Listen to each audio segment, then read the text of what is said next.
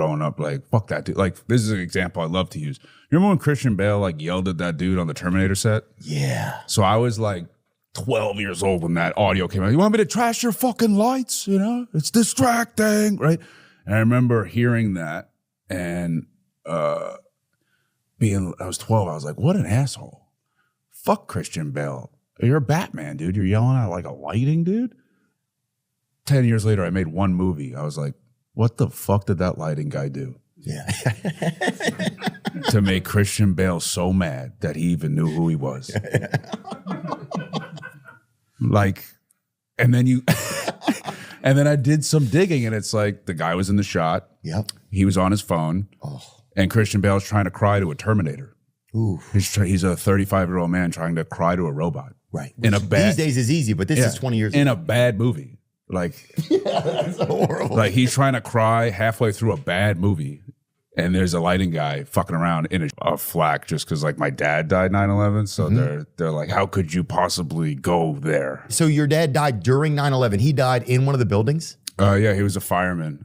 They were actually the first truck there. There's like this very, this is how shitty my luck is. Also, not to make this all about myself, but well, it's an interview of you, so it's right. If you do, it's okay. I meant 9/11, but yeah, it's all about me.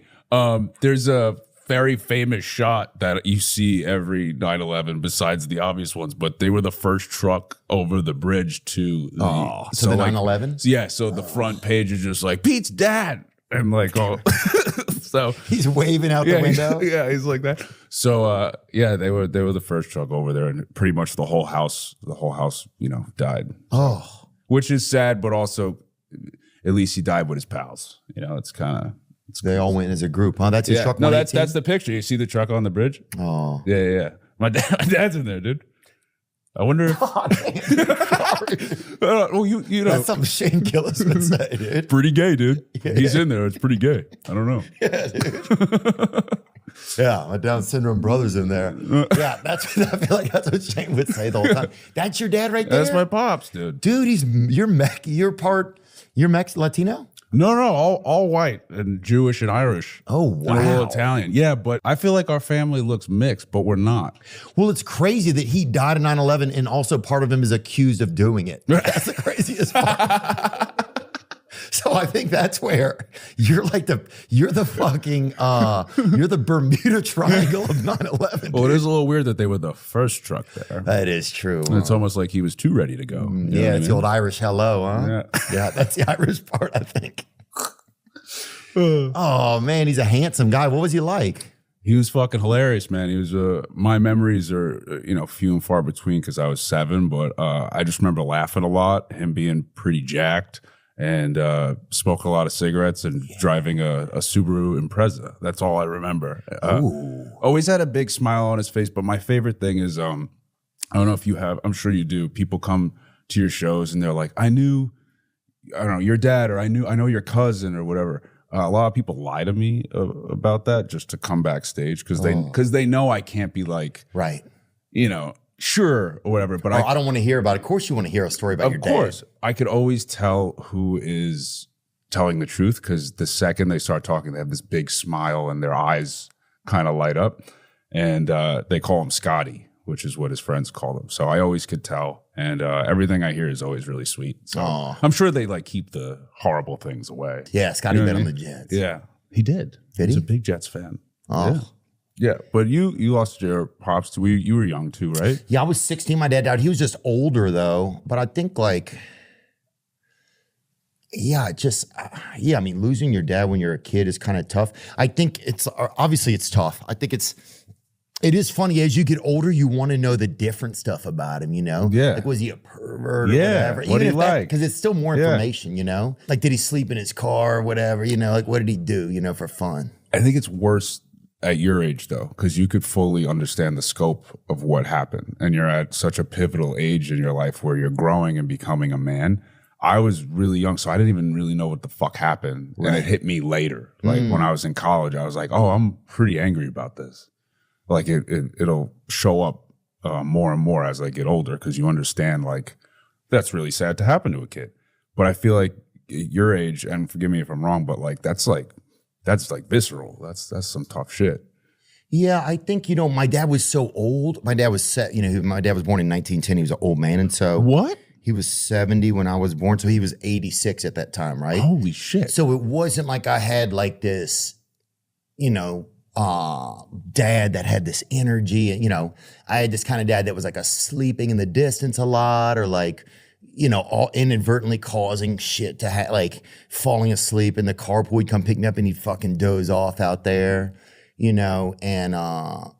my dad had this, he was always buying cars off these brothers that lived around the corner, right? And so one time he had this Cutlass that had some 22s in the trunk, some fucking bangers in that bitch.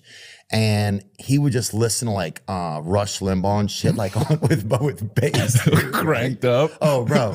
And like, it would be like Paul Harvey and just like these old commentators. And he would fucking just doze off in his car. And whenever he dozed off, he was old, his eyes would like leak and they would just like water would kind of pour out of him because you're getting old. Your gaskets get bad. And so he was just fucking just shedding water weight. And I was just fucking like, what is going on? So you were a little prepared. You were a little prepared. I was prepared that things weren't going to go well. Right. So my dad kind of was like a driving 911 kind of, he like kind of pulls up in his own little, like I would have been awesome if we got to put my dad's car behind that fire truck. On that Superimpose your dad's car in there.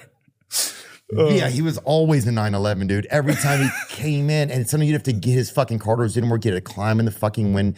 Everything was a fucking nightmare with him. And the teachers would always look at you like, don't get in there. Right. With your dad? Yeah, but that's your parent picking you up. Like, but then there's little things like, did you have some nice mementos of his? I have his wedding ring I wear all the time. And I have his it's actually super fucked up, but I have his badge, like his chain, his badge, and they found that's how they, because everybody was pretty burnt up. Yeah. So that's how they knew it was him. And I have it, and I just keep it in a safe because, like, with my luck, I'll lose that shit. But I have like a couple of those things, and I have his like jacket and like other set of pants, and I put them like on the wall. I like framed them. But then I took them down though, because like sometimes I'll be feeling good and then I'll see that and I'll be like, oh, yeah. It's like it's a weird thing. I remember my mom it's like everywhere you look, it's like, my dad like, and it's kind of put on a condom. Hey, that's a lot. It's sorry, that's crazy, dude. I was just trying to make you laugh. No, it did make me laugh, but it's kind of haunting where you're just like, I would like the option, like if I want to go down memory lane. Right. I can, but like, just like have your dad staring at you everywhere. Yeah, you don't want memory lane just hanging out on the wall being like, hey, do a lap, Yeah. Yeah. So. Like your emotions, or were you always able to have some awareness, you think? I'm good now, but I used to dip in that air. I was very like, growing up, I wanted to die to be with my dad. Really? Very badly. Yeah. So I tried this is so fucking embarrassing, but I can't believe I said really when you said that also, of course. No, yeah. But I tried my first time when I was like 8, I tried to like drown myself. And then my mom, like, this is so dark, but like found me in the pool seeing what I was trying to do. And then she took me to like a psych ward when I was like 8. So I've struggled with that. And then I kind of got out of it. When I first started, I would say right around when I got SNL, because I didn't have many friends growing up, and it was my fault. Like I've said this before, where like I was suffering and I was super weird, and I was like, very visibly hurting. But kids don't know that that's what you're going through. They just think you're weird. Like they don't have this scope of. Did you feel like a lot of like thoughts and stuff were trapped inside of you kind of, or what did you feel like you think? Yeah, it was like on a hamster wheel of just like because I have OCD and manic depression, so like it's just that's a horrible combo, and then you start doing drugs and it's like good luck, You're a fucking slot machine. Yeah, of depression and the worst stuff. And then I would like revert to that when I got sad. But then when I started doing stand-up, I kind of was like, I found like a group of weird friends, and like artists are cool, and they understand like sadness, and like a lot of them are like, not afraid to talk about that stuff. And, Oh yeah. and I really like, I was like, oh yeah, and then there's this weird thing. I don't know if you've really had this, because I know everybody just fucking loves you, as they should. But I had this thing where like I came out and everyone really rallied behind me and was like, oh, this kid, look what happened to him when he was a kid, and now he's doing this, and that's super cool. And it was like all going up. And then it flipped. And then it was like, fuck this dude. I don't like this dude. I hate this dude. And like, we're in the internet age, so I'm reading all that shit. Oh yeah. And then it brought me back to like childhood, high school, like not fitting in, like again. Low self-worth attaches to all that old shit. Then that shit started to pop back in, and then that's where I started like doing drugs. And then a year and a half ago, I was just like, I need to be okay if not all this goes away. Like it can't be for stand up, it can't be for this movie, it can't be for this girl, it can't even be for my family. Like I have to want to be okay.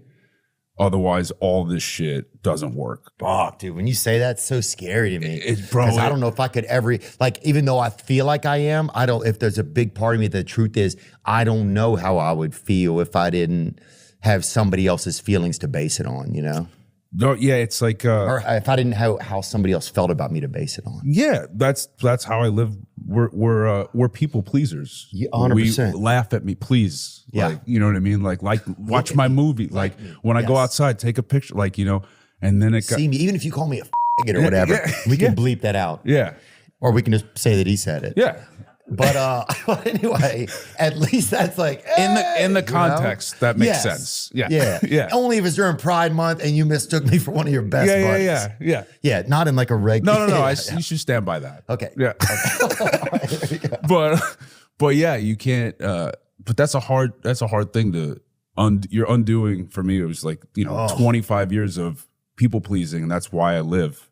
So I had to like learn how to be okay with this. And like also like a year and a half ago, like they were like, it's over, he's done.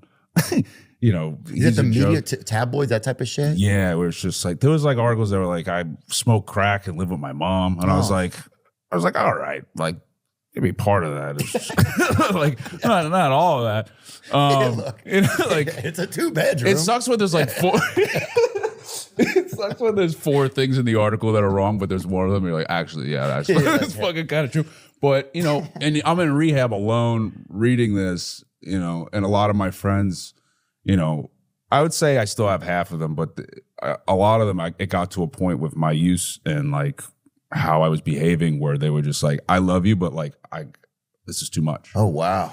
And when that started happening, it started happening with people where I was like, well, I don't give a fuck about you anyway. Right. And then it started happening with like people I really cared about. And I was like, oh shit, like it's me.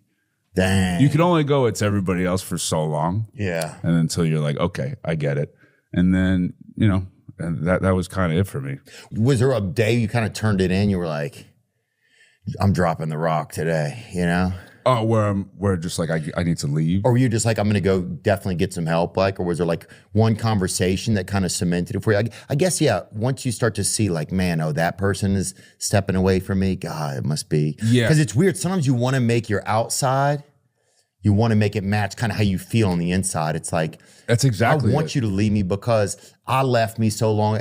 In my mind, everybody left me so fucking long ago that the fact that you're even still around here fucking makes me not even respect you, know? Yeah. In like a sick way, Yeah. And there's part of you that's probably like, for me, I was like calling bluffs almost, where I was just like, I self-sabotage, blow up. Anybody that's ever actually loved me or cared about me has gotten the worst wrath from me. Oh, yeah.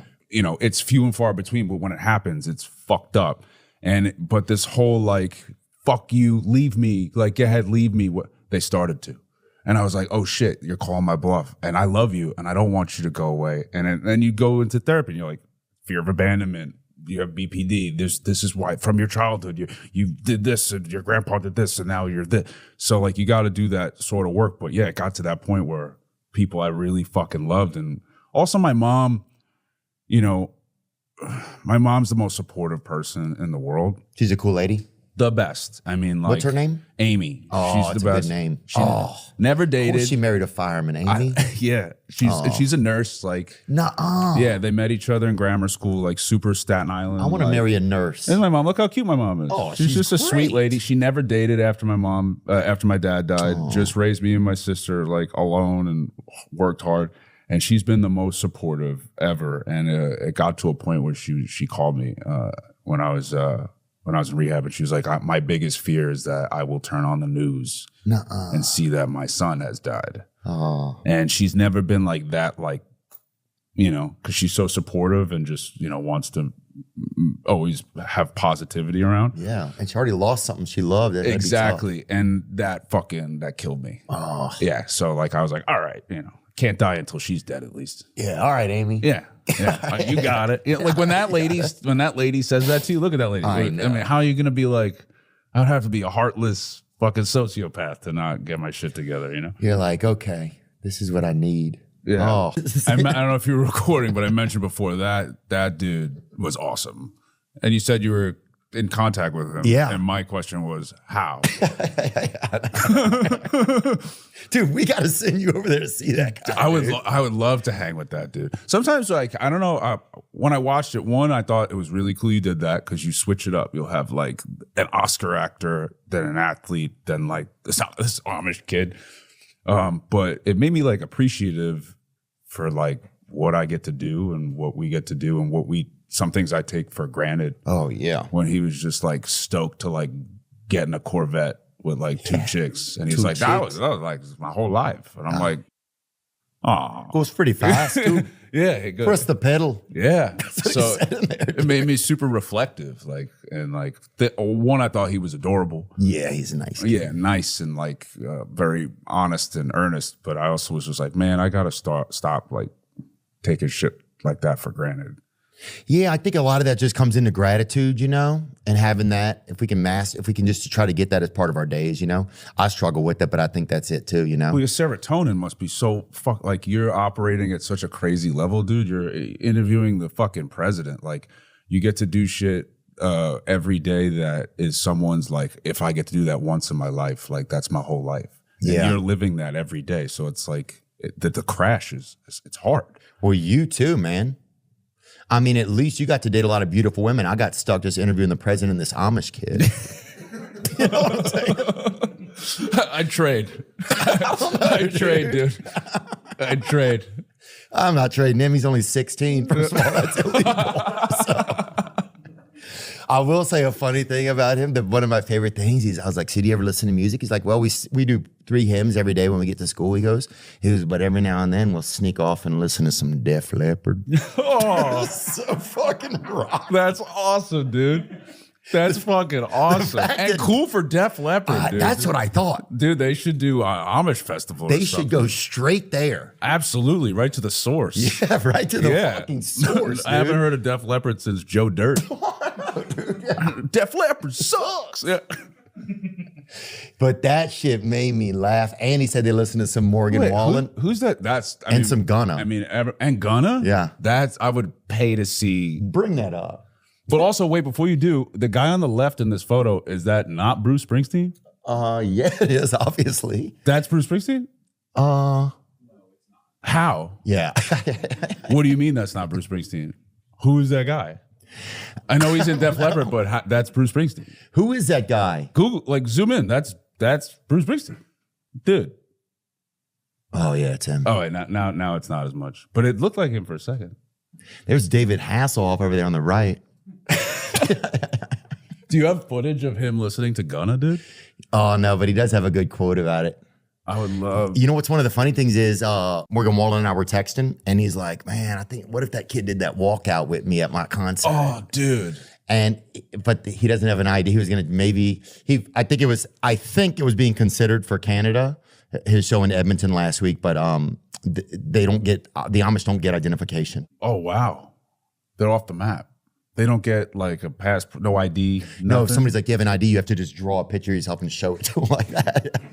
But they have like birth certificates. They don't have any of that shit. They're like off grid like that. I'm gonna get him to come back another time and get a little bit more in depth with him. Dude, he comes. He has a backwards hat. He has fucking ice on. He's so different. He's talking down to you. Like, I would love to see that episode. He's so full of himself, dude. Wearing a fucking Ricky Williams jersey. He has a tattoo on his back. This butter don't churn on him. Don't churn on me. Yeah, don't churn Don't churn on me, dude. Let's play this. Yeah, right? he got to get a couple of those, like a couple get her done, a couple like Yeah, we have to get him. a couple Hawk Tuah sort of statements. You know what I mean? So he can sell his own merch out in the Amish country out of his hat, pulling out merch out of the hat. That'd be fire. Or he should sell those What hats. music do you guys listen to? I know you said in the beginning there's some different. Sometimes people will sneak in some Def Leppard, but if not, you guys just sing a lot. Is there a lot of Amish songs and dancing as well, or no? No, in our community, there's not really any dancing. There's the only music songs that are really louder would be like German hymns. Then sometimes we like sneak out on the weekends and stuff and Listen to some Soldier Boy or something. yeah, like Def Leppard, Bon Jovi. Bon Jovi. A lot of Amish, like rock and roll, and then I guess house, EDM music, and then also like, a lot of country, like Garth So Brooks, everything. Mark and So Wallen. we crank up Like that, but I Spotify. also listen to like a little bit of rap stuff. Like Amish Paradise that's a pretty good song. Amish Paradise. Yeah. Who sang that? Weird Al Yankovic, I did. Oh, I think I did he? did. That yeah. makes perfect sense. That's great. Yeah. Amish Paradise, I love that song. That's a banger, huh? It is a banger. Yeah. He looks a little bit mad there, but it was a pretty good song. It's like me liking a song that just is called 9/11. And then also like I like to listen a little bit of like rap stuff too. Oh yeah. Yeah, like Ghana, a little bit of Ghana. Oh, you listen to some Gunna? Yeah, like I don't really listen to what he says. I looked at the lyrics like a couple times and like there's the lyrics aren't the best, but like I like the way it sounds. Like, Shitting on it Gunna, sounds very dude. melodic. He's a vibe. Yeah, that's Yeah. good. Of like, did you go to like certain types of therapy that would help you get through the stuff of like, or what did you learn about? I need them for me to feel all right, right? Like, do you think any of that actually adjusted? So like it got to a point where like, here's the problem with going to therapy for like tabloid shit. They're like, your therapist is like, yeah, I don't know. Right. Like, you're part of like a very small group of people. And then what really freaked me out was I would call Sandler or like Stiller or like, you know, I was like, hey, when you were like young and Sandler like, I don't know about it. I never really got that. You know? Man, what you're dealing with sucks, you know? And I'm like, oh, fuck, I'm so alone in this, dude. And like when you call the goats and the big dogs and they're like, I don't fucking. So it became it got to the point where I like wouldn't go outside and like I would stay inside and then these articles would keep coming up and like, it's always like a source close to people. I'm like, I don't even have friends anymore. I'm like, who are these people? And then it got to a point where I was just like, I'm not doing anything. This is running my life. Whether I am happy or go out or not, this is still going to happen. I might as well like go fucking have fun. Like who the fuck cares? And then what really helped me was I would put someone else's name in the title of the article and see if I cared. Yeah. You know, it'd be like, you know, so-and-so, like Hugh Jackman, so-and-so, so. And I'm like, oh, I don't really give a fuck. Yeah. You know, but when it's you, you're like, everybody's reading this. Everybody, when they look at me, this is what they think. And it's like, It's not true. no one reads that shit. That's the except truth, really. no one reads that shit except for like people in our shit. And the people that write it and the people that still give a fuck about but like that you're shit. like a bus driver, like they just like want to see you do the thing they like that you do. Yeah. Like they want to see you in a movie or they want like no one's like fucking like, no one has time for that.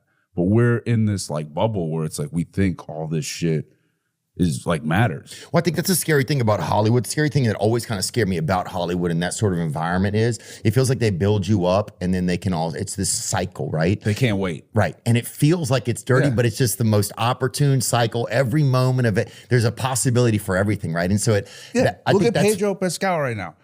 Fucking 2 years ago, you know, he's a hardworking, great actor. Eddington was great. You see it? Yeah, it's fucking great. Joaquin. And that guy fucking Ari Aster is just fucking, He is good, huh? he's so good. He just makes shit where I'm just like, I would never be able to think like that, you know?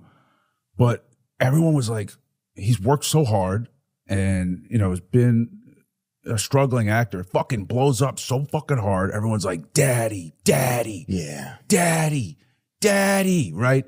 And then a year later, he's like in everything now because he's hot and big, and everyone's like, go the fuck away, dude. Yeah. It's like, yo, I hope Ice gets Pascal. Yeah, it's You're like, what the fuck, dude? It's said also that? just like you got to give someone time to adjust to that new level of fame. Like, you know, he's been banging at it for 30 years, and now he's learning how to go get a cup of coffee or like deal with someone that like taps you on the shoulder while you have your earbuds in and freaks you out. Like, you gotta give that guy a fucking second to like adjust. Like, you know what I mean? And also, like, what happened? They're gonna do it with Walton Goggins will be next. They'll be like, what the fuck? You know, it's like we build everybody up, and now it's so fast. It's like so fast to turn. And then the turn is crazy. bro, now. it's like within months. That's kind of crazy. It's within dude. months where you're like, what the fuck Look happened? at Amish Timothy, huh? Yeah. Out here drinking homogenized milk, I've heard. Yeah. They'll be bringing him down soon. Yeah. Even like like I know it's different, but like the thing with that Hawk Tuah girl was so sad. Like I remember just being like, this is sad. Yeah.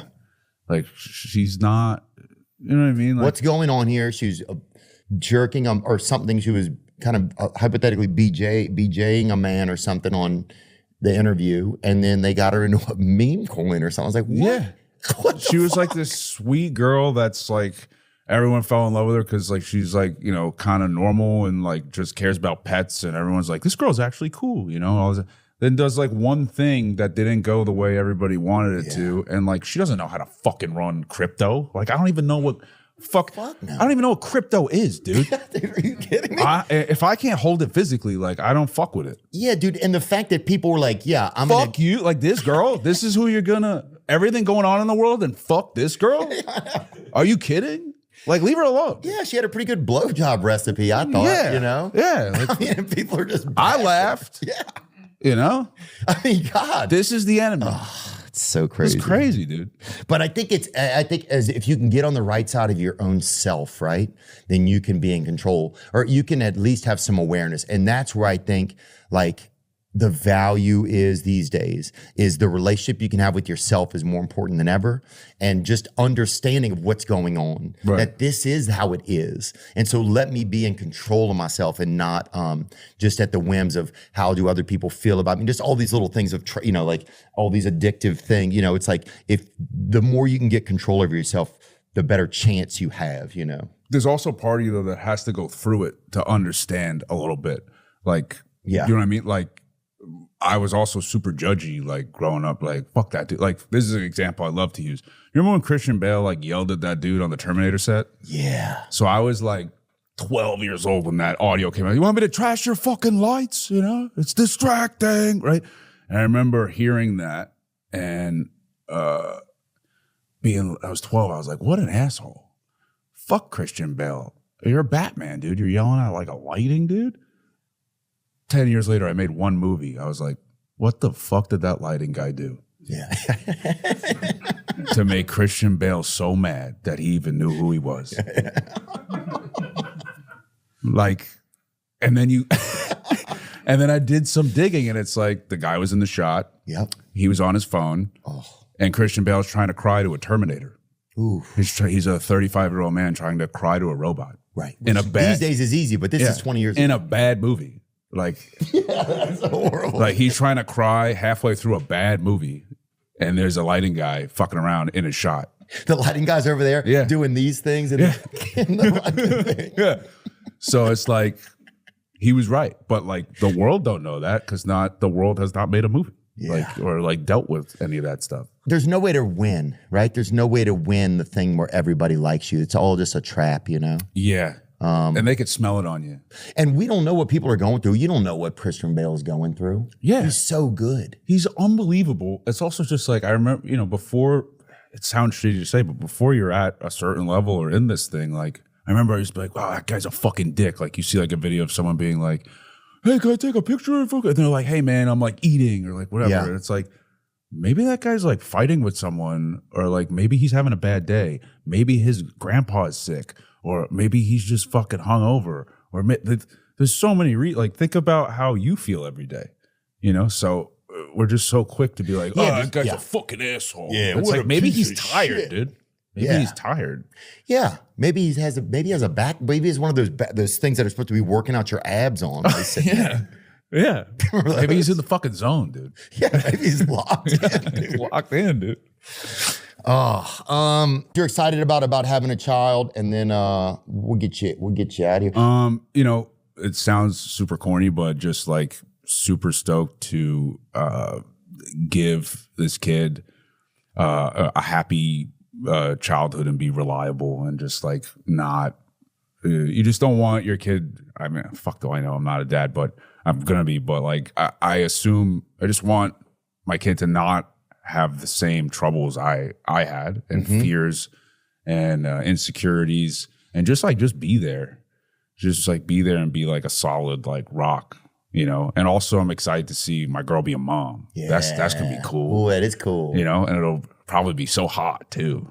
Oh yeah, where I'm just like, whoa, put a fucking apron on her or whatever. Yeah, she's gonna get to do cool mom shit, you know, and scream like, "The boss is here!" I'm like, oh fuck yeah, it's so hot. No, but all kidding aside, like I'm her one of those "Yes We Can" tattoos. Right there. Yeah, I'm just excited. You know, Halloween, we all dress up together. It's fun because now Halloween will be cool and not like sad.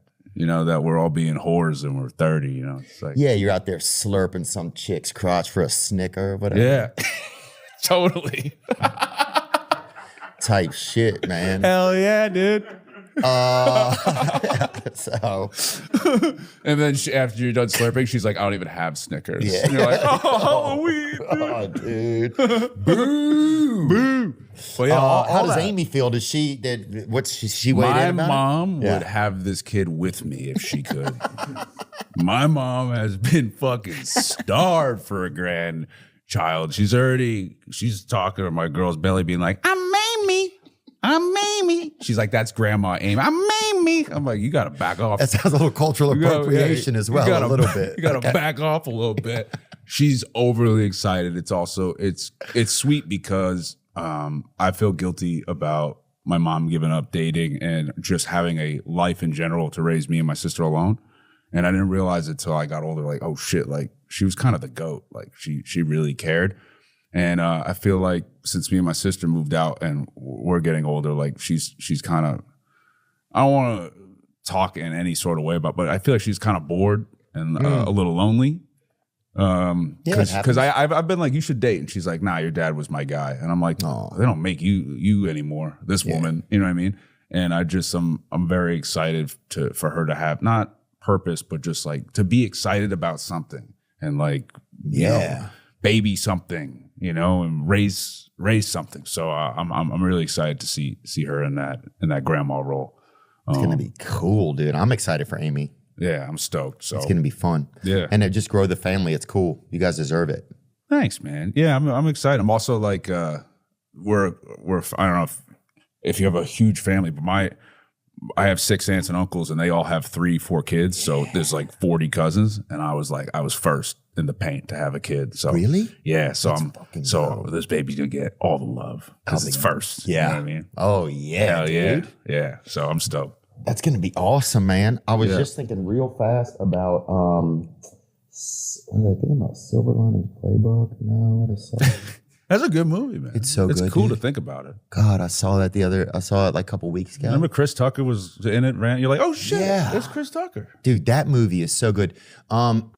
Oh no, the movie Frequency. Have you ever seen it? Jim Caviezel, Dennis Quaid. Yeah. Dude, I got it's one of my favorite movies. It makes me think of you whenever I see it. Bro, yo, I've been waiting to talk Frequency with someone my entire life. Oh. So I love that movie so much for obvious reasons. Yeah. But here's what's really funny.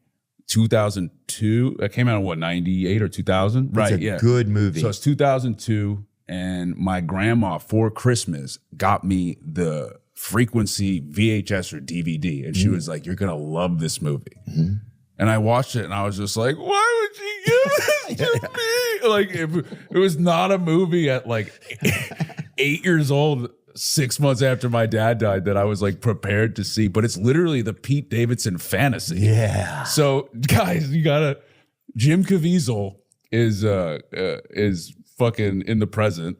And he's 30 years old, and his dad's dead, and he was a fireman, and his dad died like 20, 30 years ago or whatever. And he gets this old CB radio, and there's this weird thing going on in the sky, and he just like plugs it in one night because he's sad. And then his dad is on the other side 20 years ago talking. They talk to each other, they solve a crime, and and he comes back at the end, and he changes the life trajectory. And I'm just like, oh my God. Yeah, I hope it happens. I really do. Dude, there's a legit part of me that's like, sometimes I'll be on eBay and I'll be like, CB radio. Yeah. Working, not project, working. I don't want a project. But yeah, it's my fantasy right there. Yeah, that'd be dope. Or at least let me remake it, you know? I've been seeing like they're making like the show about 9/11, and I'm like, call me up, dude.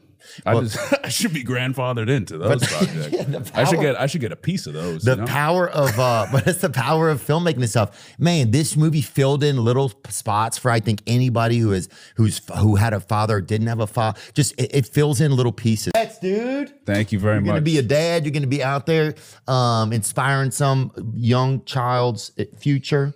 And give a hug to Amy for us, man. And we love you. Congratulations on an exciting career. And thanks for just sharing some stuff with us today. Thanks. Love you too, man. Yeah. Appreciate it. And please, if you see the Amish kid alone, again, tell myself what up. I will. You know what? I'll get a note from him for you. Oh, please. You know?